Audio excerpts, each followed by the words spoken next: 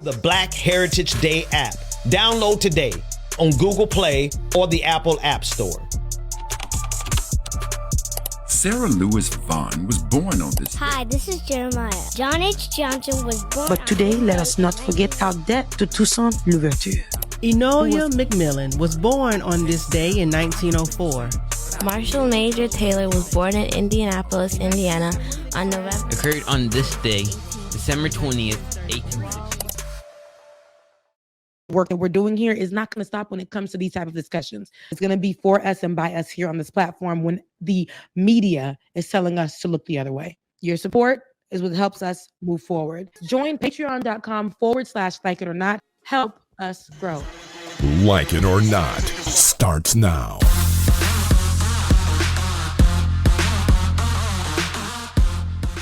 Good morning, good morning, good morning. Good morning and welcome to Like It or Not, where we're free to tell the truth And not care who doesn't like it. Hey, good morning, everybody. What's up with you guys? It's great to have Bubba back with our original good morning, good morning, good morning. I'm not saying that Ben wasn't doing it right. Listen, I know my role. I know my lane. I'm not the good morning guy. You said, man, you know where to stay at, right? Listen, I fall back and speak when the time opportunes itself. I just lay in the cut. No, and we respect it because, the good morning is always missed. But Ben does it. Ben does it in the preacher voice. I try. It's always missed. Good morning. Good morning. It's always missed from our beloved DJ. Bubba, how are you doing this morning? I'm good. It's good to see y'all, man. And real quick, happy birthday, Mama Gwen. She celebrated her 70th birthday on Thursday. I seen that. Y'all done took her out. Right. We did. Oh, I got the clip too. I wanted to show everybody the clip. And while she's in the chat room as well, too. David, if you have it ready, that is. Happy birthday, Mama Gwen. Because I saw her in the streets, honey. Okay, in the streets. Rebecca. The tequila shots. The tequila shot took her out. I said, excuse me. My Taurus.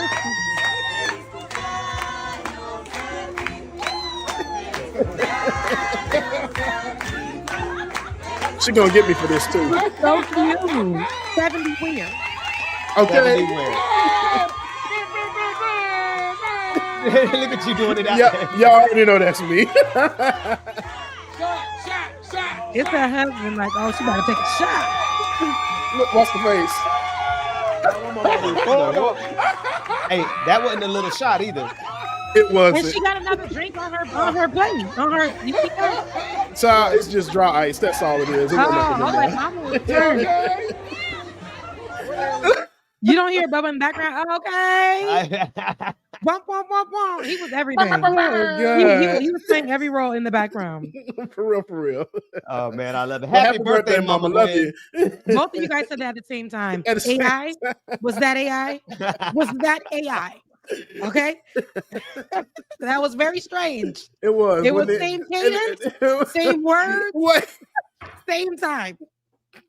Same bald heads, same headphones. But we certainly don't have the same beard. It's coming in, Ben. It's getting there. It's been coming in for 30 years. It ain't going nowhere. Then your beard is here. You just cut it down. We see that. Yeah, right. I remember when it was connecting the dots. We are not there anymore. Because he was still in his 30s at the time. So he said he wanted to do because men when they hit like mid 30s, I think when I met Ben, he was the age that I am now. Mm-hmm. And so he was in the phase where like, oh, I'm trying to grow my beard out. Yeah, that's what I'm trying to do. Bald, about to do the beard thing. Because Ben still had hair when I met him. He barely. He was still putting, it was hanging on for dear life. So Ben was like, please, sir, could I have some more? And then he was like, tell me, so there's this thing I do, people don't know this. And Ben, wait a minute. I'm not telling them. But he said, he told me too. But now you don't even have to do that no more. Ben. Oh, wait, Rebecca. That's what I told you. Like you are. You know how many black men I put up on that game? I done put a lot of black men up on that game. There's a little something you get from your wife, and you just. Let me tell you how I've been in a couple of men's homes, and I've seen those tools too. I seen those same tools, and I said, "Oh my goodness." But yours wasn't. Let me be clear. I'm not talking about Beijing. Ben didn't do that. I ain't No, it saying wasn't Beijing. No, it was a little more creative. That and a it little was. less It was affordable. Walmart special, $4.99. And don't get me wrong, when I was working in studio, mind you, we were working in studio at the time. When I was working in studio at the local news station, you would love to see what these other people were doing.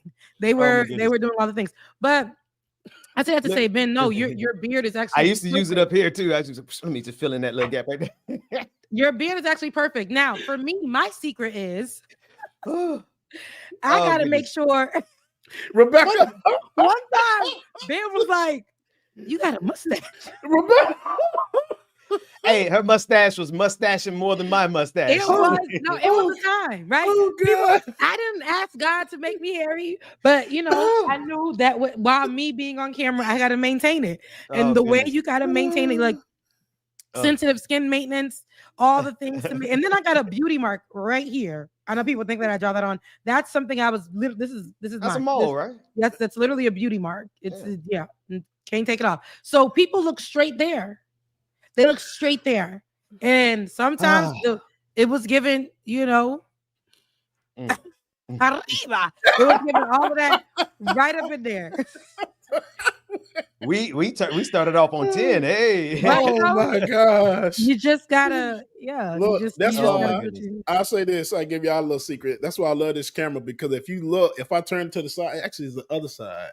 You can't see it, but that's good. But there's a plug right here in my beard that nobody ever knows about. It just looks so full on camera, but in reality, it's just like, let me pick that out a little bit. Let me get like some hair extensions and plug them in some. But not you just told them the secret. I did. Y'all had told y'all secrets. I had to give y'all. Trying to figure out, so how you do that? Look. Let me tell you something. There are many secrets of the male persuasion that I've had to learn much later in life than I should have learned. Somebody should have told me this stuff when I was like 21. So, but that's for another show. That's for a men's only show. And I can't go underneath it's not past the bin during that show. So we get back to it. Shout out to they need to definitely shout out to Skin Cement, because that's what I gotta use. The Skin Cement, sensitive skin, it keeps me good. All right, because I'm in the age where then you start to get the three fold down here, right up here. And you gotta listen. I be at the light, I be looking over, and it be a lady that be like this. When you see her doing this, she ain't thinking. She trying to find a piece of hell. Man, she's trying to find a piece of hell inside. Anyways, good morning, y'all. How are y'all doing? Listen, this morning we just starting with it. We just getting right into it. Regardless, we are all beautiful people with our flaws, however, my skin is still beautiful. One thing about it, God just gave me beautiful skin, and I'm grateful for that. David, that's crazy. That's crazy. But yes, God did give me beautiful skin. But anywho, y'all, what is on? There's so many things on, and I know that we discussed Shedeur the other day. I can't remember what I said I wanted to go into for today. Ben, there was something that I said I wanted to go into, but so you can't ask me about 4 days ago. You could barely ask me about 4 hours ago. There's so much that has already happened. But before I get there, did you guys get a chance to go see Sinners? Twice. Oh, really? Wow. Oh, wow. Yes. Because AMC membership. 3 free movies a week, child, and 2 of them were Sinners. So when I tell you, 3 free movies a week, $25 a month, Becca, that's all you pay. And any movie theater in the country, as long as it's AMC, you can see 3 movies for free, $25 a month. Because at that point, with the price that you pay for a regular ticket, unless you're going like on a Tuesday or that's like 2 movies. A matinee, that's 2 movies right there. Because hell, seeing in IMAX is $30 for a single ticket. Yeah, so I'll send you a referral link so I can get some. Get some kickback. Because it gives you back, so you get something for that. Well, once I can afford it, then we can't afford to go to the movies 3 times. $25 is crazy. Right, $25 is crazy because I don't even go to the movies that much. I heard somebody knows a link that people could watch. And I actually have been one of those people who have benefited from links. Send me that link. I got a website for y'all. The small X in the corner, because that'll send you somewhere else. But once you get back and reload, you back on it. I'm just saying that I heard that. Look, I'm sharing something with y'all right now in our chat that y'all can go see whatever you want. Okay. All right. Okay. We'll check it out. Just look that up. Yeah. I was finding a way. Okay. So look, I was the bootleg man back in the day, so I got you too, man. What man? Look, my dad used to sell them at his job. I used to make so much money off of Madea. Yes, but before Madea, it was Madea. I helped Madea get famous. Bro, Tyler Perry owe us money, bro. Owe us. We spread Madea through the black church like crack spread through the. That's how Madea got. No, listen, we would even the Haitian, the black church, literally the black, just every type of black was watching Madea. Oh, okay, no, for real. We were doing like movie nights. No more. Oh my goodness. What? No more movies about the end of times or what's the thing when Jesus comes back to get us? And the trumpet sound. Left Behind. Left Behinds. We were watching Madea. We were literally watching Madea, and I know for sure that we packed the movie theaters out. It was 1 year. This is when they even didn't have like any type of ordinance. They didn't have anything. We went to the movie theater and people were sitting on the steps at the movie theater during the Madea movie. Yes, and that's only because we sold so many copies of the stage play. Right, we went out there and spread. We were his distribution arm. He didn't need the money from us, and so we helped you, Tyler Perry. That's all right, man. God bless you. You're a billionaire now. We don't even billionaire. Won't even know that brother for somebody else. We ain't seen him so long. He just be in the movie theaters or in the movie studio. Don't even come out in public no more. Don't go to churches no more. He's just in the studio all day. No more churches. And we help build. You know what's so crazy? Like. So I got a question for you, Ben. With that being said, like, help me understand, because I guess I have my own personal thoughts on that. Because the church helped build him up. Does he owe it to the church to stay in the church, like content?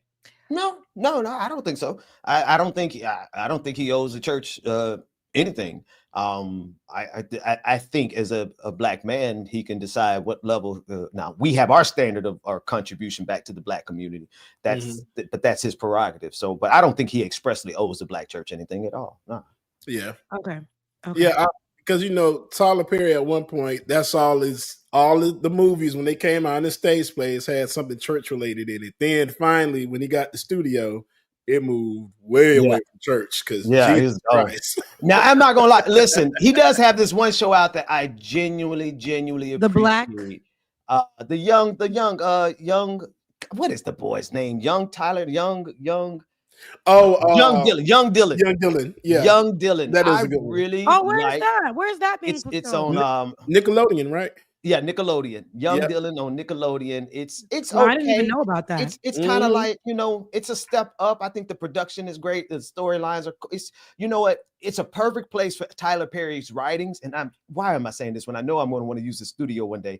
But Nickelodeon is a perfect place for Tyler Perry styled writing because it doesn't have to be particularly deep or particularly spectacular. It's called Lil Dylan. Young Dylan. Okay, so it's a Lil Bill. It's like Lil Bill, but Young Dylan. But it's live action. They have Cole from Martin on there. Wow. It's really a show that I literally. It's like Raven, like the like. It's a little bit like Raven in culturally it's a little bit like that, but it's I don't know. It's just really good content that you could cut on and leave your kids there and not worry about them drifting off into like hypersexual stuff. Like there's so many shows that you just put on and next thing you know, everybody's kissing somewhere, everybody's making out. It's like, come on, it's Nickelodeon. So it's cool in that way. And it's a positive message. Yeah. Rebecca, let's say, that was it that girl Lele?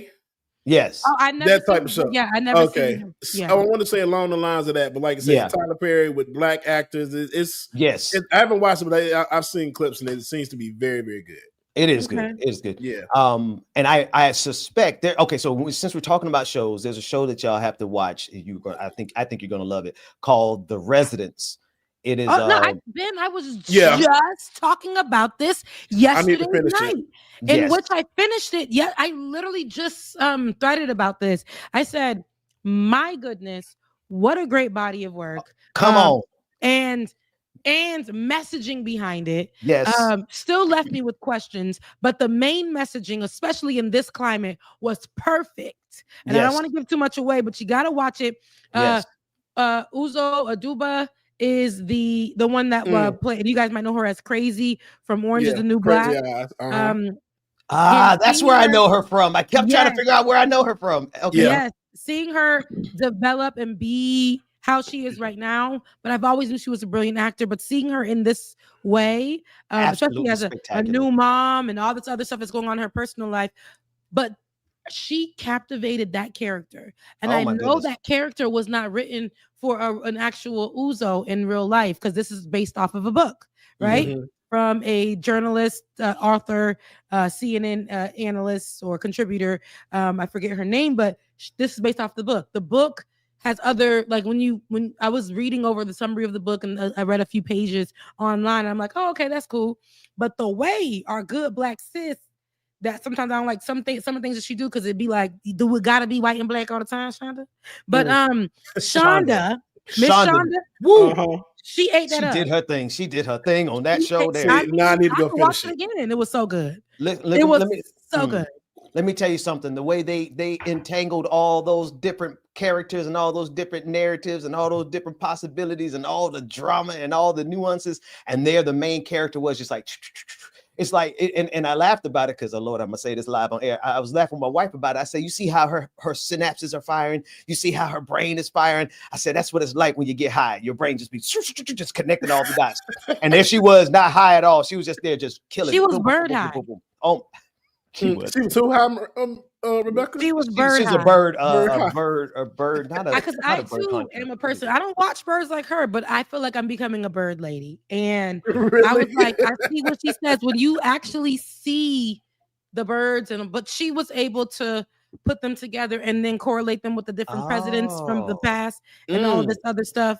They got Belky from Perfect Strangers is on there. I love. Wow. That's way back. From what's the other the show called with I love her. Sterling K. Brown. What's that? Paradise. No, she's not on Paradise. This Is Us. This Is Us. Oh, This Is Us. Okay. She's from This Is Us. Is she from This Is Us, right? You got me on that one, but I just know that she's the wife. Yeah. I could be making this up. Yeah, she's the wife. Oh, she is. That's right, Rebecca. Yeah. Okay. Yeah. So, only reason I mentioned it, only reason I brought up The Residents, besides it being great and everybody should absolutely go see it, was my guess was that they used Tyler Perry's White House, because Tyler Perry has a full-blown White House on his set. But no, they built this from scratch. Ben, I thought it was his studio because somebody else said that as well. Yeah, I'm about to get the battery now. Oh, this was done so well. I would watch it again and again. Yeah, me too. It was so beautiful. Yeah. Where did I wanted to know where Bubba was gonna say he thought where it was from. I think the production was amazing. Yes. The acting was phenomenal. The coloring, the set, the quality of the set, the lighting, the messaging. Like, I'm still questioning, because it was a murder mystery. I'm still questioning some things, but so good. And the love story that was really the love story. The love story that they put in there really quick. But my God, how we got an immigration story right in this mess. An immigration story, a love story, a story about racism, story about how the White House was built off the backs of Black people, and it doesn't function without Black people. I got that messaging too, Ben. I did. Yeah. No, y'all, for real, go watch The Residents. If you need a password to Netflix, let me know. I think I still got yours hooked up to my computer. I'm terrible. Listen, I can't stand y'all. I have been praxis, that's what we call it with my comrades, praxis. I have been practicing collectivism for a very long time with Netflix. I think I got 30 people. So it was Tyler Perry. It looks just like it. That was Tyler Perry Studios. Was it Tyler Perry's? It looked just like it. Because he built all. Oh, it wasn't. He said it wasn't. Okay, I guess that's what the White House really looks like then. Yeah. I guess that makes sense too, right? Yeah, I guess the White House does have a look. But yeah, that was a phenomenal show. Another show that I would big up recently, and what was the dang on show called that I'm watching? Oh, it's called Beyond the Gates. Now, this is not anything that is it's actually a daytime soap opera that's all Black. And it is I talked about it last year coming out, and wow, when I can say that this is what you call soap opera, and they are literally, and soap operas, if you guys know why it's called soap operas, is because people used to utilize that time, I think, in radio or television to sell soaps. So they would do these type of commercials or these types of shows, and this is why this became called the soap opera. And they are literally on there like, it's so crazy. This room smells amazing. Febreze. What the hell? Or they in the bed like, you cannot talk to him anymore. Oops, I dropped this on the floor. Babe, I got you. I can't go anywhere without the Tide. It's crazy. And the Tide would be like right here. I said, oh, they bringing it real back. They bringing it back. But my goodness, the Blackness, the lighting of Black people. It's called Beyond the Gates. You got to get past the first 2 episodes and you're rolling from there. It's called Beyond the Gates, y'all. And look at how the people are beautiful, and they are lighting them. Their hair, their clothes, the styling. They got their own little town, their own little drama. The minorities are the whites. It is so lovely to see. Like, I love it. I love it. Of course, the soap opera is drama. And you're saying they do product placements like Without Shame. This was like absolutely, because it's a soap opera, and I think that they deserve too. I feel like it's amazing. Clifton Davis. Hey, Clifton Davis, right? Yeah. Turn on the lights from heaven, Lord. Shine on me. Wow. Paul Cheeks Dupree. What kind of name? a soap opera name. It gives me it's like so Dynasty. Blackness in the show in every way. There's drama, but it gives you the same as a soap opera, but predominantly Black. And it like you're gonna find yourself yelling at the screen every day at 2 p.m. And why not? Because we had that back in the day, but predominantly white things. And I'm not saying that. No, I am saying that we needed something that was representative of Black people. And I think this was perfect. This was perfect. Like literally, you can't get in the club if you're white. All the white people you're uncomfortable with when you're watching it. They make sure that you're uncomfortable with the white characters inside of it. Like, oh my God, this white heifer. I hate to say that, but that's how you feel watching it. Like, it's so good. It's so good. And all of them are beautiful people. They are so beautiful. So yeah. Oh goodness. Yeah. Well, that's a good way to start Saturday morning. I'm sorry, James. Right. Oh no, I was about to say, because I remember the last soap opera I used to watch was Days of Our Lives. Mom and Dad used to be glued to the TV watching it. So I came up on that. So to see an all Black soap opera on TV now, that's amazing. Yeah. I'm definitely gonna watch that. Was the one I came I remember Days of Our Lives, but that wasn't my time. So when I came up on it, in the summers, I would go to my nenen's, that's my aunt. I would go to my nenen's house, and she doesn't speak no English, but she knew exactly everything that they were saying in the soap operas, all because of how they were moving. That's the beauty of a soap opera, how they literally are so theatric, long drawn out pauses for you to process what was just done or said. The commercial comes out, and then the commercial comes up, and then when they come back from the commercial, they're repeating the last line that they said before the commercial, and it's like you never forgot where you were. But mine was Passions. Okay, breathe in, breathe out. 2 p.m. You are the fire burning inside of me. You are my passion for life. Little Timmy. Little Timmy. Mine was Young and the Restless. I knew you was gonna say that. Young and the Restless. I got when I was growing up, my brother left off to college, my dad was going to work, and my mom and sisters were home during the summer. I was forced to watch because we didn't have but 1.5 TV back then, a TV in the main room, a TV in my mama room, right? So if you want to watch TV, you go watch what everybody else was watching. And that was at the same time. I'm gonna show you how old I am. Y'all remember Paula Abdul? Yes. Paula Abdul's hit Rush Her. That was the same time I was forced to watch Young and the Restless. I'm an old man. Paula was in that? No, she wasn't in Young and the Restless. Oh. It was just in between, like my sisters would turn it to MTV, and there was Paula Abdul and Keanu Reeves on that Rush video. And then they had to turn it back in time because my mama wanted to watch Young and the Restless. Wow, what a time. They preempted look, me. I was like, that's anti-black. They preempted it's just what they do. But they preempted Beyond the Gates these last 2 episodes before this past one, but these last 2 episodes for the football, for sports, for what was happening surrounding the football draft and all this other stuff. And I was like, now this is the perfect time to put this on television so that people can get a break from seeing Black people be told that they are too, that they need to be humbled, they need to be this, or they need to be that. This will be a perfect time to see Black people being celebrated and all of their great. I know it is a soap opera, so there is drama, but just to see something to give us a break. But they were like, nope, we're going to keep Black people in a whirlwind. Right? About Shedeur. We're going to keep Black people in a whirlwind about who deserves what and what deserves who, and putting Black people in line.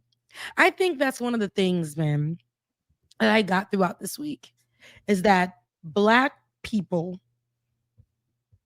in this country have been conditioned. Sometimes they're unaware of it, but conditioned to believe that we can only be good enough for whatever the white people want. Yeah. I don't know if I was just telling you guys a story the other day. I was feeling a little down. And I was like, let me just, grab a little $1 or $2 and sit by the bar just to get out the house. And I was sitting there and a white couple came by me and they were like, oh, wow. Like, they were looking at my nails first. And then when they heard me talking, I guess it didn't match. And then I picked up a phone call and I was speaking another language and they were really staring at me at that point. And the man was like, so you like, to eat the oysters? How are the oysters? And in my mind, I'm like, affordable. They're affordable. But I didn't say that. I was like, they're actually really good. They're really good. And I continued on my business. He was like, wow, I never really see people eat the oysters. I said, well, I'm always going to eat them cooked because I see how y'all eat them. I just made some oysters yesterday, but it's so good too. You can get them for $1 each on Fridays at Whole Foods. But anyway, so I say that to say they were just, I was watching them talk to me, and it was almost as if I was getting all the feelings of what I felt this week when I saw how people were talking to Shedeur about Shedeur. And even going historically back to his dad, as I sat here with these white people, they were wondering like why I was around this restaurant. I said, because it's a Black-owned restaurant. I'm here because it's a Black-owned restaurant. Y'all might be here, but this is a Black-owned restaurant. I'm here to support it. They're like, oh yeah, because it might be far out from where you live. I don't live far from here. Really? Really? I'm like, yes, really. So then they began to talk some more. And they were like, before it became a place where, diversity came in. So I'm sitting there, I'm like, now see, I just sat here and wanted to eat my damn oysters. And here y'all go. And I found myself at one point during the conversation, if I can be frank, if I can be honest, I found myself in that conversation actually because of the questions they were asking me. Why do you live here? How did you get to live here? Before it was diverse, me and my wife moved here and we were unmarried. They thought that was the bit, like they wanted to compare that to me being Black in a predominantly white city. Me and my wife were unmarried. They actually, they were living together and not married. Oh yeah, so like, wow, like you're talking about you being Black here. I was unmarried when I moved with my wife here. The challenges we had. That's what it was giving. And then I was just like, Because I didn't want to cause drama at this black establishment at the bar with some white folks. Okay. So they were like, well, we did pretty great for ourselves, right? They just telling me, I don't know how you got here, but we did pretty great for ourselves. Me and my wife, we got here when I married her 17. I was actually 19. She was 17. And then we just kind of made a family. The one thing with us, we're just so good at is communication. Got a daughter. My daughter, she's in finances. She did a really good job. She went to college out here, and right out of college, she got a great job. How old are you? I said, well, I'm 34. I'm about to be 35. Oh, she is too, but she has a really great job. And I just stared at him. He said, well, what do you do? And I said, I'm a journalist. I work in politics. Oh, so you say everything that Fox News tells you to say, huh? How? Ooh, Okay. Rebecca. This was my conversation at the bar with these whites. I think they were trying to recruit you. And it was, but then they said, come on. Are you seriously going to say what's on your mind? I said, you know what's so funny? I'm a millennial. I am Haitian. I'm Black. I'm a woman. I've already worked for the local. I said, I've already worked for local news stations, local radio. And now I got the benefit of doing this after doing this for over a decade. I get the benefit of doing it on my own terms. They don't got to know that we out here struggling. It's also the benefit of doing it on my own terms. I've worked alongside, and this is facts, some of the most biggest names, great people. I'm blessed to have my own show that is all Black. And shouts out to my producer who white, but that is all Black. Yeah. I was telling him, I'm like, and he's like, oh, really? So does it pay? Does it it was just all of this stuff. And he's like, so you don't really care. I know you see what's going on and all they're doing, but is it that you're not like the rest of them? You don't seem and I just was like, check, please. Check. Because I felt like at that point I said check, please, so that I didn't offend them though. Because I could have sat there and ate my food. I could have sat there and did all of that, but I just was like, dang. You inconvenience yourself. They want to humble me here because I'm telling them what I do, and it's not what they assume that I did. I'm living in a place where they don't assume I can live, when in all actuality, this is a more affordable area to live than it is in the city of Atlanta. All of these things, right? And I just found myself, I said, Lord, when I left there, I said, Lord, forgive me. Because in that moment, these people tried to humble me. And I was almost going to walk in that, just walk with that. Yeah. And I, God don't, and I said, God, forgive me. Don't ever let me do that again. Right. I've worked so hard in my life. Don't ever let these people come and try to humble me. Because imagine, right? This is what other people would think about me too. These people came here. This is not everybody's story. Imagine if you ask a room full of Black people. When did your parents get to this area? What caused them to come to this area? When they had kids straight out of school, especially millennial children, were they able to just find a job in the recession? Were they able to find a job right after? Were they blessed enough to just have a job lined up for them where they can just move up the street from you in a mini mansion, afford to just, get that as well, and have a wedding and have children and have all these things? You ask a room full of Black people, and time again, we are made to be humble. We are told that we can't get these things. And if we do live in these cities, they will question, why are you here? How did you get here? I always tell you guys, when I first moved here, which my rent was $1,000 less at that time, the guy that came to put in my the AT&T guy came to put in my internet, and he kept saying, this is old. He told me, no offense, this is old white money. He was a white man, an older white man. This is old white money, this area. How did you make it over here? No offense. What do you do in your career?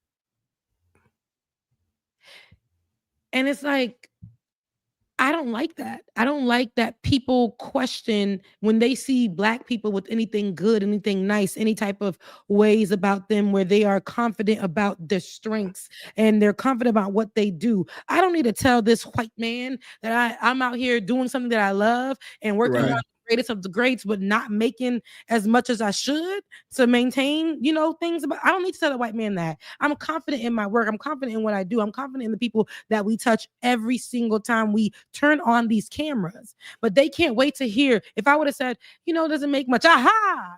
Yeah.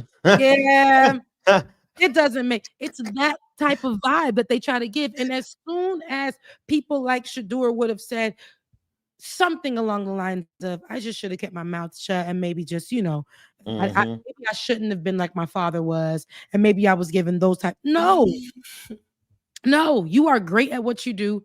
You are a talented person, and they will always try to humble you, so much so. And you guys will see this in the conversation that we have on Olay and Friends on Sunday. But so much so, they made money off of that moment. They made sure to hold you in the. I don't know nothing about throwing the football. I don't like that contact sport. I don't like any of it, because even when they identified an issue with what CTE on mostly the black players, because it's mostly a black players sport, when they tried to push out the fact that CTE was messing with these people, medically, physically, mentally, that bothered me in itself. So football can KMA. However, learning and knowing that what they try to do to these men, how they try to belittle them, how they try to make it seem like, they don't deserve, they can't talk. This is that shut up and dribble conversation. If it was really that simple, we had somebody who silently protested. His name was Colin Kaepernick. Ben, we were working. We talked about this the other day. We were working when this thing was unfolding under the Donald Trump first administration. We woke up one day and this man kneeled, and the rest of his life would forever be changed. They took away something from him to humble him. We had actual quotes about putting your boys in line from Donald Trump to the NFL. Called him and the other people who kneeled silently protesting. There was no kind of physical abuse or anything. It was silently protesting, and all he did was take a knee. All he did was take a knee and put his fist up. And he called him a son of a bee. And that's, to me, disrespect in itself. Shedeur, and I don't think we are talking about this enough, because they say, oh, the pranks often happen. That's beautiful. That's wonderful. But we should be able to talk about why they shouldn't happen, especially to Black children who are already being the center of attention, right? In the middle of this whole thing, they made sure that he was drafted. They made sure that we would tune in. They made sure that they preempted the television for us to tune in every single time. And each time an ad played, and each time something that we watched played, anticipating to see when he would be drafted, they made a coin off that Black baby. They made a coin off that Black baby. They did.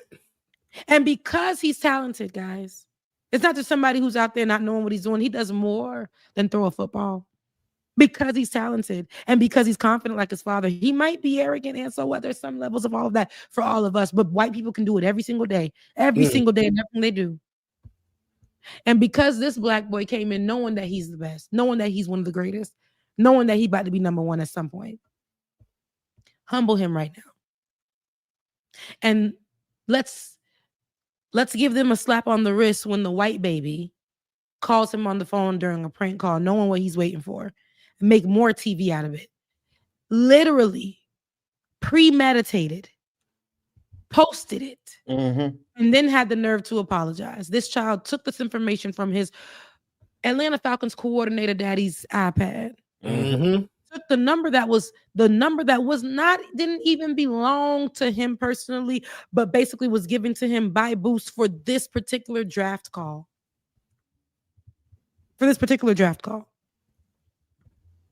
And that white son of the coordinator had it. Him and his friend posted the prank call. After posting it and after the backlash, after finding out, after a quick investigation, after a fine of $150, I believe, to the coordinator, and $250 to the Atlanta Falcons themselves, $250,000. They would make sure that this wouldn't happen again. And as I was saying to Ben the other day, that's a slap on the wrist for them. Those white people, the coordinators. Well, I was thinking about how much coordinators actually make, and they make a bag. They make a bag, but that $100,000 gonna hurt. I But know that's that a feeling. white man who's a coordinator for the Atlanta Falcons. I Ooh, can tell you it didn't stress him at all. I can tell you right now. Speaking of money, not to change the subject, but I think it kind of goes along with it. Y'all see this white lady who made $500,000 for calling somebody the N-word? Excuse me? Oh, oh, excuse my black. Yeah, no, there's a white lady who just got, not even, I said a black man, I'm sorry, it was a 5-year-old. She called a 5-year-old the N-word on video. David, go grab all that for me. And these white Christian devils raised her $500,000, and it was so bad in the comment section of the GoFundMe account. It's not GoFundMe, but it's like GoFundMe, right? It was so bad that the owner of the company had to come out and say, we're going to cancel we're going to remove all of the comments in the comment section because these white Christian devils were in there, right? Putting up SWAT stickers and saying, here's $2,000. They started, they were spelling out the N-word, one person at a time, $2,000 a pop. Somebody spell an N, they got 2,000. Somebody spell an I, they got 2,000. Somebody spell an E, gave 2,000. These devils are going wild. Seriously, no joke. It's happening in real time. Here it is. Watch the video. Here we go. Watch this video. Did you call him a child? Did you call the child the word? It is my own business. You call him. Okay, why don't you have the boss to say it right now again? Okay. All right, that's what you say. Nobody digging through. A little kid just did. You don't. That little kid, you call him the little child? What if he acts like one is gonna? Are you about to hit him? Wow. He took my son's stuff. So that gives you the right to call the child 5-year-old and the N-word. If that's what he's gonna act. That's what you're gonna call him. That's what he's gonna act like. You know that's a hate speech, and you can be that. I don't give a. Okay, we'll see about that. What the internet has to say about you. But you know what? With the way this country is, it doesn't surprise me. It don't surprise me at all that these people are paying that much money just to say that N-word. No, she's there. She has become the embodiment of all of their racist hatred and their tribalism. Like this is she's like a temporary. I mean, don't get me wrong. This is temporary. They're gonna throw her out with the trash, right? So as soon as she's no longer useful to them, they'll move on. But right now, today, she is their white goddess for whom they all must sacrifice $2,000 a pop. They are out there giving this woman all of their money. And it's so bad that every black MAGA that I've come across so far, they're like, wait a minute, what's going on? Why are y'all all saying the N-word? And I'm like, you dummies. It was worth it to me, Rebecca. It was worth it to me to see that lady get $500,000 just to see how many black MAGAs are finally like, wait a minute, something's wrong. Yeah, you morons, you've been in league with these fascist, racist, white Christian devils the whole time. So they're saying the family of the 5-year-old has a GoFundMe now. And I saw that the white chick changed the amount of her or whatever it is to $1 million. Yes. Once she saw she made $250,000, she said, well, hell, let me see if I can make $1 million. And these white boys across this country, I'm sure some white women in there too, but they're like, please take my money, my David Duke white woman. Like it's amazing. I'm really pissed off about it. Like it's really for real.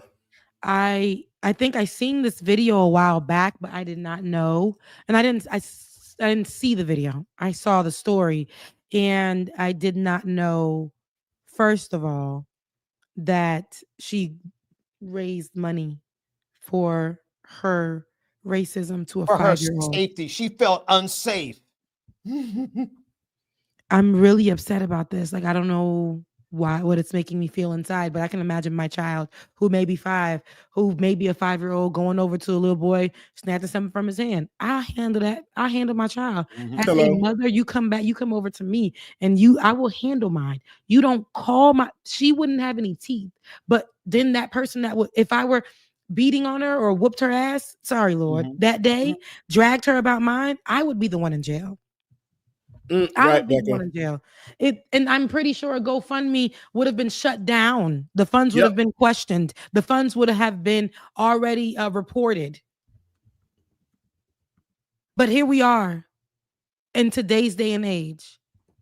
And this woman raised enough money to live her life like it's golden just because she called a 5-year-old the N-word more than one time. Listen, she's people like this. She's going to crash out with that, buddy. It's going to go to meth. It's going to go crack. It's going to go through everything. She's going to get a BBL. This is not going to end well for her. I don't care how much money she gets in this moment, because money and ignorance goes really, really fast. But it is enough to make you upset. And I can't tell you all how to feel, but I don't feel upset about this. I feel a level of clarity confirmed. We've known this about America. We've known this about the particular subset of white folks who have nothing more in them but the deeply rooted desire. They want to express their racism at the highest level. These are the same people, if they could do another Tulsa race massacre, they would. But a lot of them are morbidly obese and can't even get out of their couch to come and do anything. So that's not, you don't have to worry about too many of them. Some of them we do, but not too many of them. But what I'm saying is, like, this should just serve as confirmation for us that what Tupac said, right? You kill a black man, you become a hero. But in this case, you call a 5-year-old an N-word, you become a millionaire. Hey, and that's why there's sorry, go ahead. I was about to say, I'm sure she's already doxxed on the internet. I hope they have done their worst for her too. I don't wish harm on nobody, but I just I hope they do. Do you see how they built up Kyle Rittenhouse? Do you see that? These are these people long for these viral moments to change their lives and for them to be on the evil side and be protected by evil. They long for these moments. We watched where a woman tried to do it on Twitter, and she ended up failing because they saw that somewhere along the lines she was pro LGBTQIA plus, and she looked kind of black. Somewhere in there, her kids look kind of African American. We watched literally how she lost her job, all of that, and the rights, the conservatives, were about to adopt her. And then they was like, hold on, let's go through her tweets. And they saw, she was pro LGBTQIA plus at some point. Is that a Black Lives Matter hashtag somewhere in there from 7 years ago? And they saw that and they decided, no, she doesn't deserve. So this white lady didn't know that her life would change from her being racist. In America, people want to keep saying, why make this about race? I see that often now on threads. Oh, great, make this about race. Yeah, great. Like, again, every single time until something is done about it. Y'all don't roll back so much in this dang country. I'm going to keep talking about race until something is done beyond what y'all took as well. Beyond what y'all took from us recently. I ain't even talking about 400 odd years ago. All the things that have been rolled back have been about race. And even when it's not about race, they make it about race. Immigrants in this country should not be about race. But they made the black immigrants the ones that are the face of the abuse, the threats, the inhumane behavior.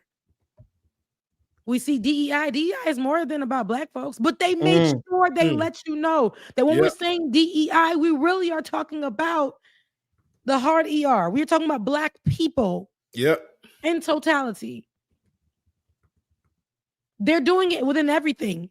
Within the defense, military, we're seeing that they're finding ways to remove black people. We're looking at in our history, not only were they banning books years and years ago, now they're doing it where they are whitewashing the history, saying that we cooperated and da-da-da-da. Remember we talked about with Harriet Tubman.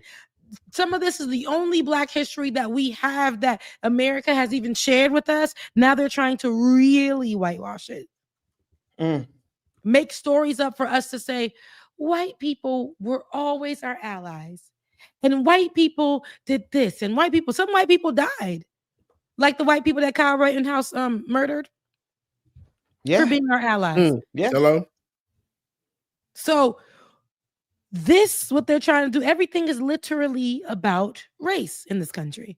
And you think Black people want it to be? We don't. We had to segregate ourselves and create our own. And then when we did that, they were like, no, bring it back into the store. We got you. And then when we did that, they saw that that was actually a problem when they support Black people, because Black people are not a monolith. We too are part of the LGBTQIA plus community. Hello. We too are athletes. We too are people who work in businesses. We too are all of the things. We too are immigrants.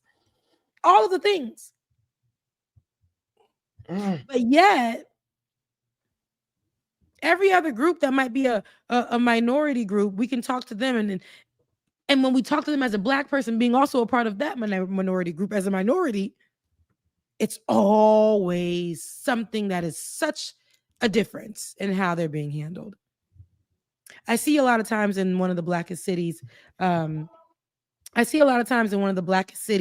In Georgia, right? Atlanta. There's a place that's supposed to be predominantly for the LGBTQIA plus in Midtown. And every time I go there, I do not see majority Black LGBTQIA plus people living in Midtown. These people that are running it are white people. I say race plays a part in all these things. It does. It does. We played a video, I think on the leftist mafia, of a man who voted for, I want to say it's Mace, the woman. Nancy Mace. Nancy Mace. And somebody ran up on her, didn't run up on her, walked up on her. A person that was a part of the LGBTQIA plus community, but never made that known verbally to her, and said to her, I voted for you. So when are you going to start showing up? Oh, yes, in the store. Yes, yes. In the store. And she was like, oh my God, he attacked me. And look, y'all ain't even, listen, I be thinking to myself, sir, just because you're white and maybe you come from a conservative household, you are part of the group that they hate, that they're literally putting a target on, that they are literally treating as such. Why are you voting for this? Is it because you're white only? Like, I want to know. I want to know. Time and time again, we will see everyone try to act like these things are not happening to us. They'll throw us a bone and say, but we gave them scraps in 2020. What are they asking for now? A basic living wage to be able to do work the same way other people do work. Equality, not be at the job as the Black person holding down the whole thing, working all kinds of jobs, afraid to say something because you'll lose your job first. If you don't walk in line. So that's my spiel. Everything is about race. It is. It's the core driver of them. And I realized that when we saw what's going on when it started and what's continued to go on in Gaza, it kind of was not a shock to my system, because we've known about the 70 years of what's been going on there. But it showed me that they still, when I say they, I mean whiteness in every form. I don't care the ethnicity. I'm talking about that skin color, that European skin color that is a driving force for them. Don't none of us on this side of the equation truly actually care what anybody's color is. We just want to be left alone. To live and to thrive. But for them, the color of their skin is so important. Their particular bloodline is so important that this is what the reality hit me when I saw what happened October 7th and after, that they will literally bomb your children into oblivion and look at the bodies of your children splayed out on the ground. And then they'll call you racist or anti-Semitic for calling them out for murdering your children. That's the commitment that these devils have on this planet to their whiteness. Dang, every day is a white complaint. I want to talk to the white manager. Who do I talk to about this? Talk to the manager. Like, who is the Black manager that we got to talk to? It's the Lord, because ain't nothing that we can do except for what we're doing now. I don't understand why people don't get it, but it's not for me to understand that anymore. I can only do what I can do, and that's all I'm going to continue to do. And when it comes to our Black children, especially who are in the public eye, I don't care who their daddy is. I don't care how arrogant their daddy is at one point in time. We get to do that because the next white child, right, the next white NFL draft gets up there and is as arrogant as possible, or is showing off him being an evangelical and then still on food stamps and welfare and stuff like that, but get a pass in life. I want to see the next little white kid when they come up and they get drafted and they're coming out arrogant. That boy, Kelsey, was that his name? Kelsey, the white boy that's dating Taylor Swift. Oh yeah. Yeah. Remember that when we first saw him? He was. I'm trying to make sure I find it. It's hard. He was Black-ish. He was. Yep, he sure was. And he was getting his hair cut a certain kind of way. He was, to me, just because he didn't act, that boy was arrogant. He showed up. He was dating Black. He got a haircut. He claimed the haircut, and because he was like, I can't claim but they were calling it the Kelsey fade. They didn't care. Then he adopted the rapist man mustache. And then Rebecca. He started dating the whitest of the whites of the white girls, who is a product of pure nepotism and no talent. I love you. I mean, Taylor Swift. And people in the conservative group wanted to say how much beautiful, this is the most beautiful he's ever dated. This is that, this is this. Making the Black girl look like she did something wrong at some point or whatever, when there was a relationship that just, you see what I'm saying? They didn't say anything about Kelsey. They didn't say nothing about him. They didn't say anything about Brett Favre. I'm naming just white names that I know in the NFL. They didn't say anything about the other man that had like the whole incident, stealing money, all the type of things. They actually leveled him up on the field. Mike Vick didn't get an opportunity. They kicked his Black behind right off. Ocho Cinco talks about how he didn't even have a long-standing career within the NFL. A lot of these Black men are just known for their short careers. Then I see a 45-year-old, I don't even know his name, but a 45-year-old man throwing a football. That's crazy business. Yeah, I forgot his name too. That's crazy. Man bald in the back. He got the white people bald, the Carl Winslow, but when the white version. Gone. Top was missing. Top back. 18-year-olds on the field with that. No, absolutely not. It's all about race, and nobody can tell me. So stop trying to humble that little boy. I don't care what y'all say. As Black people sitting there in the comment section, whether you like sports or not, I'm talking about, don't miss me with the fact that this happens all the time. We got to start unpacking why we're okay with it happening all the time, especially to our Black boys. That's real. That's just like, what was the country singer? Y'all know what I'm talking about. Was that Morgan Wallen? The Boozy? No, it was a country singer, white country singer, who said some racist comments or something. And when I tell you, and it's like he apologized, so he said what he said, apologized, and now he's like the number one thing in country. I cannot remember his name, but I want to say, I want to say it was Morgan. As a white person, yep, and you're say something that is anti-white rhetoric that's dangerous. Literally say something that sticks up for your Black community. Say something, and you will be tattooed as.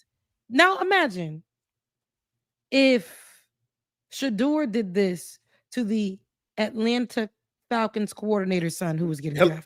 Hello. He would not see the light of day. They would find him every which way, but they would find him every which way but rich. They would take every dollar from him, his daddy, his granddaddy, the people, his babies that ain't even come here in the world yet. They would get his mama, his auntie, his grandmother. They would tax everybody they could because that white boy was humiliated on national television. Yep. He wouldn't even made it to the NFL. And people want to say, why you want to talk about the what is, man? It's just sports. No, we got to talk about it. We must talk about it. Because it's not only happening in sports, this is mirroring what happens in other spaces when it comes to corporations, when it comes to the digital space, when it comes to anything where a black person is actually good and qualified and expert, has the right to be prideful, has the right to walk with their head held up high. Y'all so used to everything being, oh, this person need to be humble. They think they all that. And do. And do. It will piss people off. They will pull their money from they will pull money from your whatever you're doing because they think that all of a sudden they'll say that's different. They acting different. Yeah. Because they don't like to see black people stand on top and are happy and joyful about it and walk in that. If it ain't hurting nobody. Wow. Finish that sentence, please. If it ain't hurting nobody, what is the problem to you? What is it? Are you losing money about this person being humble? They made sure to, I told you, they made sure to humble him so bad, they made money off of the spectacle. I hate that so much, man. That's the same. The money off the spectacle. The money off the spectacle is literally what that white woman is doing right now. It's literally what that white woman who's getting that money. When you said if it ain't hurting nobody, I thought you were going to go in a different direction, because what I'm typing right now as we talk and I'm listening and I'm hearing and I'm just processing all this. It's if it's not to them from their lens, if it's not hurting anybody, it's not good enough. They need it to hurt. They need it to be cruel. They need it to take from you. They need to leave us with nothing but despair and hopelessness, because their entire system is built off of that. They grind us to a pulp. They grind us into humiliation. They grind us into despair. And that's how they make their money.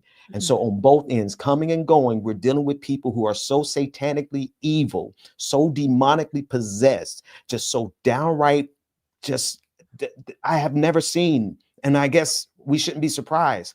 Like, has there ever been this level of evil with this much power, with this much algorithmic precision? They do it now with artificial intelligence. This is the world that we're living in. And I don't say this to make people despair. I don't say this to make people to fearmonger or to scare you, but I think it's really important that we're sober and we're really clear-eyed on what precisely we're dealing with. When we're dealing with these people, we're not dealing with regular human beings. We're dealing with human beings that love. And it's that Valentine's Day post from the White House. It's that ASMR post where they were the sounds of deportation, right? If it isn't causing harm, it's not good enough for MAGA. No, I agree 100%. You talked about the DEI. Actually, I'm bringing it up. They said deport every illegal. That's the only DEI that they're worried about handling. And they were saying deport every illegal. This is what the White House is posting. This is what they're doing. And this is why it cannot be any type of this is where we are. For people to even be considered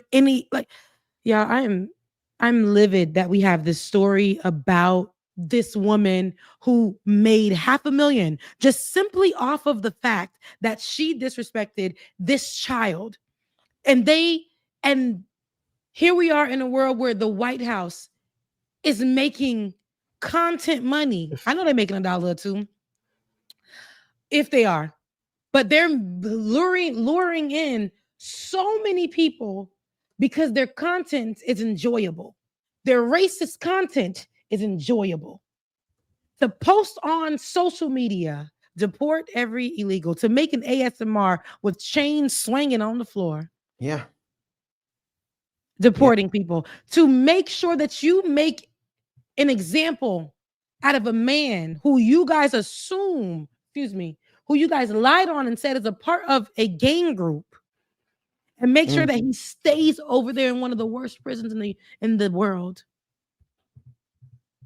You guys have mistakenly deported people, and still y'all show up and y'all take pictures in one of the worst conditions of a prison. A woman just died under ICE, and people are just moving on. Like, we're still doing what we got to do. We're picking up people. That's the most important thing we need to do here. But then get to sell, because everything is racist and everything is about money. Capitalism. They said, we will give you free access to America if you got $5 million. That's the irony of it all. I know if I got myself pissed off, y'all. Y'all see why I have to go ahead, James. I'm sorry. I was about to say, I found the chicks Give Send Go thing. And so I just happened to go to their Twitter page and just looking at the comments, because they removed the comments, and everybody's comparing it to Carmelo Anthony. I know y'all heard about that story, but comparing it to that, just some of the people, man, this country is effed up, bro. It's like, I try not to stay on this stuff now because I'm becoming Ben. I'll be posting stuff under people's pages sometimes. Comments, get them. It's too much. It makes no sense, dude. It makes no sense at all. You don't know what to do, but you know, as long as we continue to stand on where we stand on with it, our hearts and minds are pure each time. We can't do anything, honestly, with what's happening. But I'm so glad that the battle is not ours. It's not. It's not. It belongs to the Lord. It belongs to the Lord. Amen. And if people ever wonder why I ran back into the arms of my Lord and Savior Jesus Christ, it's because I was gonna be out here. They was gonna be like, gun control, please. Yeah, look. Let's keep it 100. I was losing my mind. Listen. My wife had to pull me back from, before I went back to the pulpit, my wife had to pull me back from catching a charge. All right. So I'm gonna keep it 100. One of the reasons I came back to the Lord in the way that I am, and I'm publicly sharing my ministry like this, is because, one, it keeps me from hurting them. And I understand a lot of people are like, well, then you should, that's all the more reason you don't need religion, because you need to go out there and bang, bang, bang. No. You know why? Because they got more guns than us. That's number one. But then number two, I honestly, if at this point, my friends, you don't see that this is spiritual wickedness in high places. This is evil personified. This is demonic possession made flesh. Donald Trump is a representation of a demon that has been made flesh. MAGA is a spirit. This is what we're dealing with. This kind of, and people are like, well, I don't like that kind of moralistic language. If you can't see the evil in this, I don't know what to tell you at this point. Because we're dealing with actual evil that is not satisfied unless it is causing you the greatest level of suffering it can muster. It's evil. 100 days into office. Now we're about, 102 or something at this point, but 100 plus days, just a little over 100 days into office. And we're having this conversation that we were having 8 years ago. And knowing that if we don't continue to say what we're saying, we don't got to say it under the comment section no more. We have these platforms. Y'all come on, share them, like it, subscribe to it, because we're watching people fall into the arms of, as Ben said, evil, as from a simple post of an ASMR, because of their anti-immigrant rhetoric or their anti-woman feelings or their anti-this. They'll fall right into the arms of this post, or retweet it, or love it, or send it over to a friend. They'll say, this is what I voted for. And they say, pump this into my veins. Pump this cruelty in my veins. And the ones that say, well, this is why I didn't vote, but he got a point. Rebecca, it makes more sense when you look at it through the eyes of actual evil. Because otherwise, you're like, what is wrong with these people? Why are they doing this? Why are they acting like this? Why are they irrational? Why are they lying so much? Why are they believing lies so much? And you have to understand, every single lie that they believe is necessary for them to execute the evil that they want to execute. They want a race war. They want violence. If they could do Tulsa race massacre every day of the week, they would. Just ask Benjamin Netanyahu, right? And I refuse to not connect this to that devil because it's the same type of devil. And so it's very important for us, one, to keep our peace. Why? Because we got to fight the long fight. And if we get triggered too soon, we'll jump off too soon and we'll take our guns and try to run up against them. We're not doing that. And they got more guns than us. So we're going to be smart in that. And they're training up people in the defense right now. They're like, they done took somebody out, I think recently, and promoted them, somebody who was questionable recently, and promoted them to another position. I forget what it was, but there's so much news going on out of the White House, so much nonsense, so much things to be aware of, so many layers. And yeah, so keep your mind right. Cover your mind. Keep your mind right. And yeah, I think that's a show. That's a show. We're at the end of the show, and we don't want to leave you like that. We love you, and we mean it. Thank you for definitely It's been 100 days, and we ain't lose our minds yet. And I'm grateful for it. At least I ain't lose my mind over Donald Trump. I had other things to lose my mind over, but God is still good. Now, I'm grateful that you guys are still here. That means that you guys absolutely love the episode today. And even though we kind of just winged it and wanted to have a kickback conversation with y'all. We ain't talked in so long. We ain't talking so long. We got to make it a family affair. This is our cookout. And we got a little bit of people with some cranberries and the salads and stuff. Actually, hang on.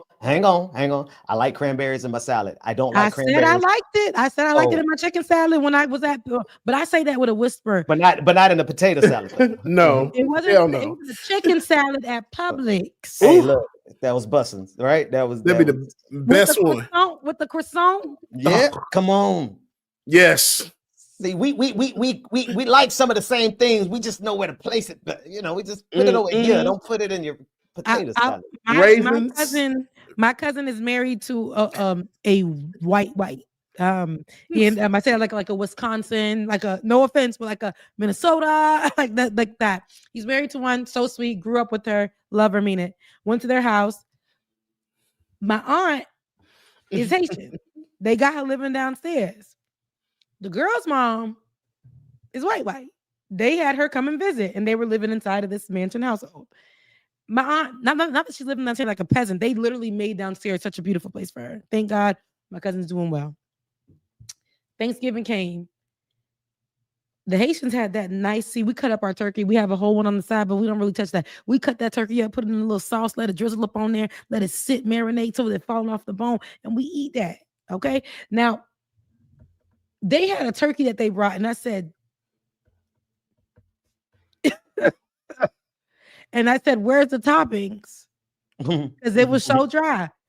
They pulled out cranberry and just threw it on there like it was sauce, and they told us to eat it, and I said no.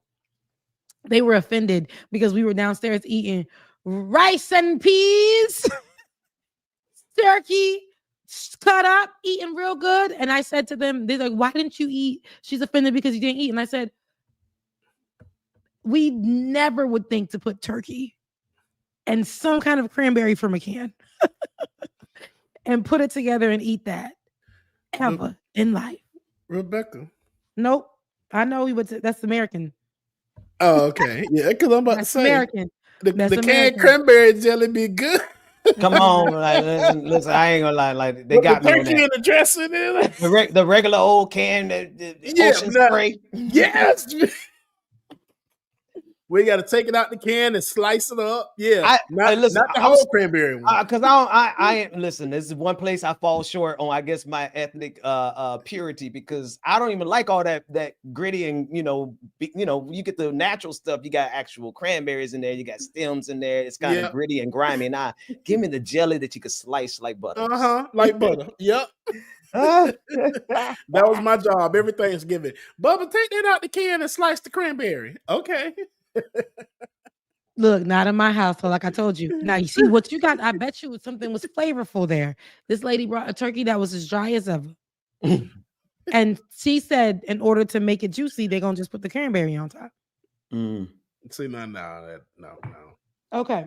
So we're at the end of the show. I do got to get out of here, you guys. Your girl is looking for work, so that's what I will be doing on today. And I have something, a little phone call. Hopefully that leads to a little something for me for about a month. But before we get out of here, we want to read our super chats for the people who did support on today's episode. But before we get to that super chat, I did get a cash app. I want to thank you, Danya. She's always giving. I really appreciate it. She said, I wish I had the audacity of an unwashed white man. Woo! I don't know if I need to read that. Maybe that was for the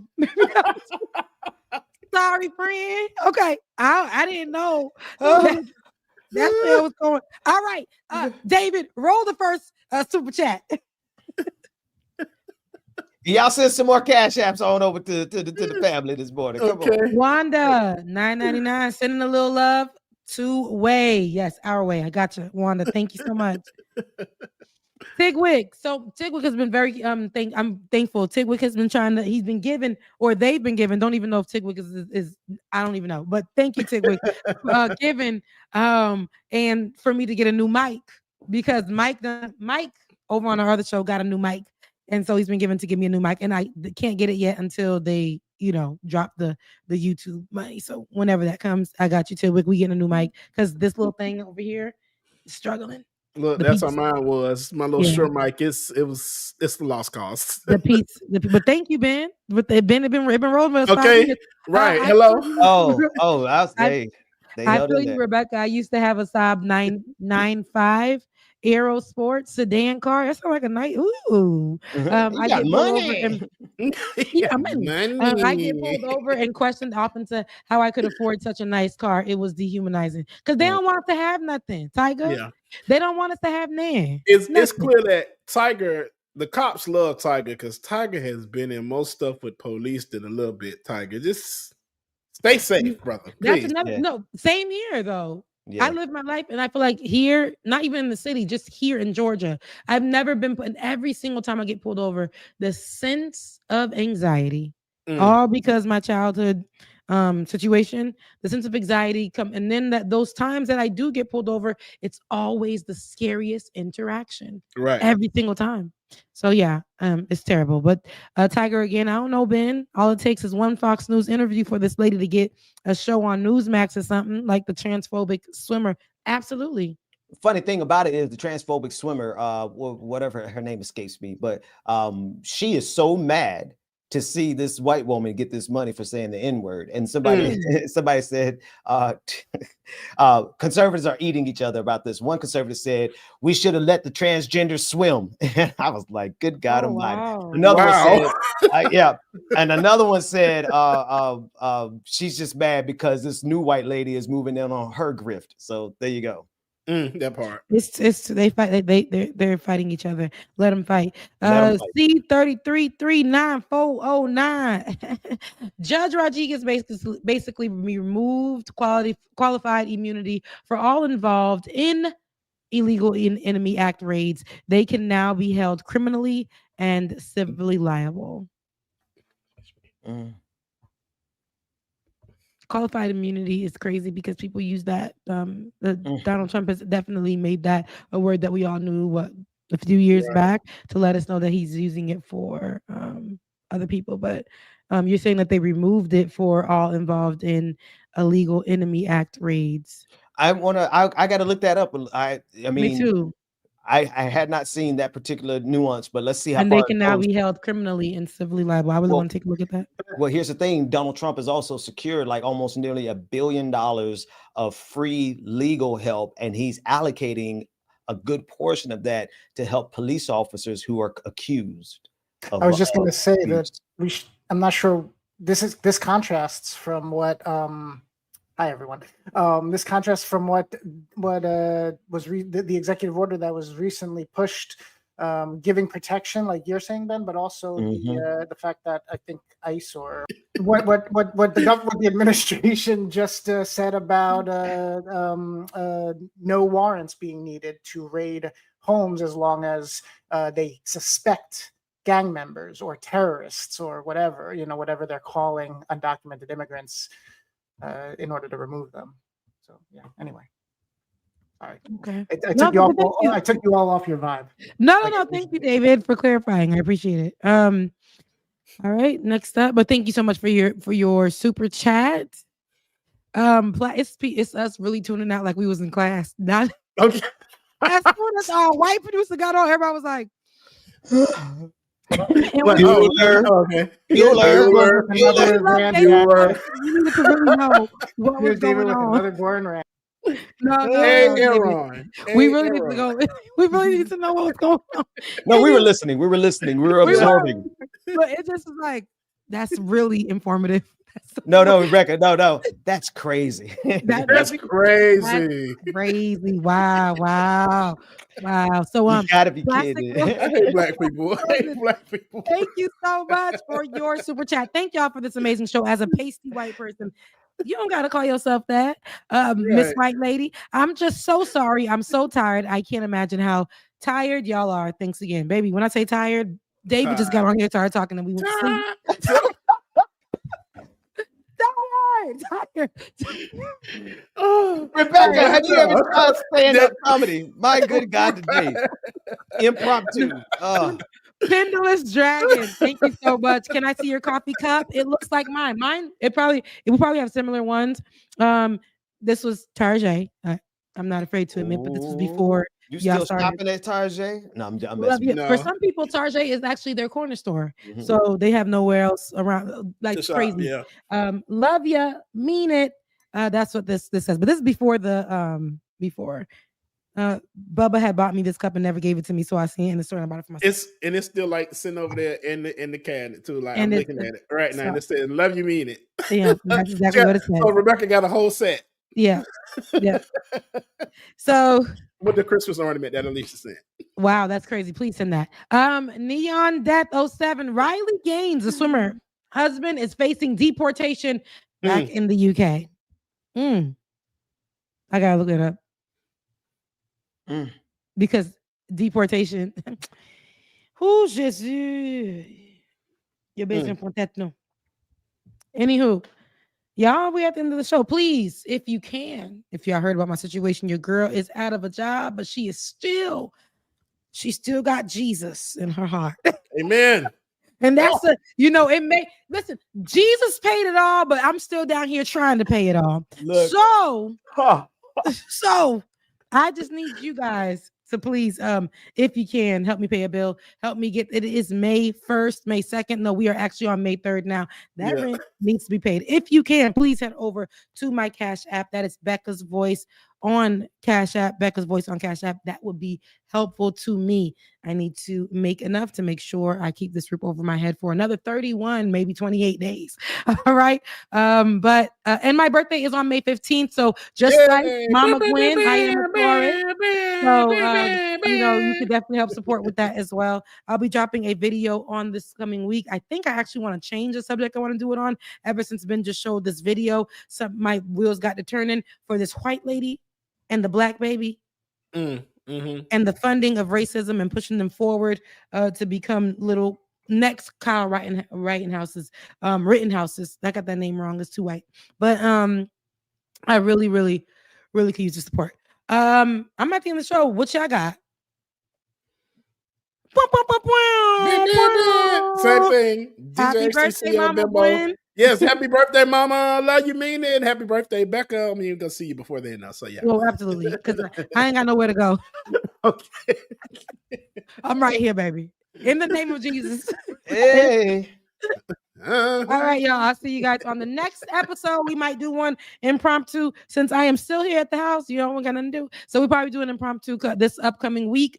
Midweek, depending on who's available. And then we will definitely see you on next Saturday, right before Mother's Day. And I am reminding you, for those of you guys who don't remember, next Saturday is the Saturday before Mother's Day. That Sunday is Mother's Day. It's Mother's Day. Okay? Yes. I appreciate that reminder. Don't say I never did nothing for you. I love you. Mean it. Bye, y'all. Work that we're doing here is not going to stop when it comes to these type of discussions. It's going to be for us and by us here on this platform when the media is telling us to look the other way. Your support is what helps us move forward. Join patreon.com/like it or not. Help us grow. Like it or not, y'all. Y'all know what